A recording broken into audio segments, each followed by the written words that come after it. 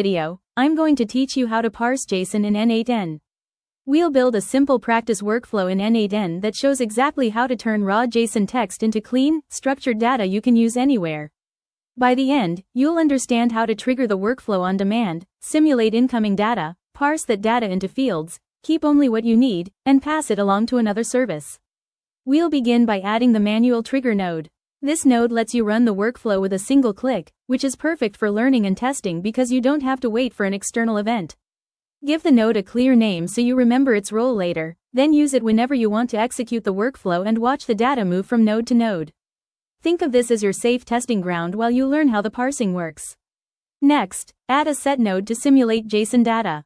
This is where you create a sample item that looks like what you might receive from a real API or webhook.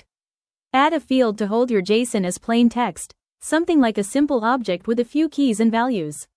Make sure the text is valid JSON with matching braces and proper quotes. This step is just about preparing a realistic input so the rest of the workflow has something meaningful to process. Now, add the JSON parse node. Point it to the exact field in your item that contains the JSON text from the previous node. When this node runs, it converts the string into structured data that n8n can understand. After parsing, each property in the JSON becomes an accessible field, which means you can reference it directly in later nodes. If the JSON isn't valid, the node will fail, so it's worth double-checking the formatting in your set node. After that, add another set node to extract only the values you care about. Use it to select specific fields from the parsed output and optionally rename them to match your preferred schema. This keeps your data tidy and focused, which makes downstream automations faster and less error-prone.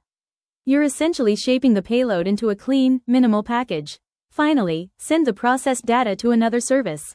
You can route it to an email node, store it in a database, or push it to an external application. Parsing is the key that unlocks this flexibility.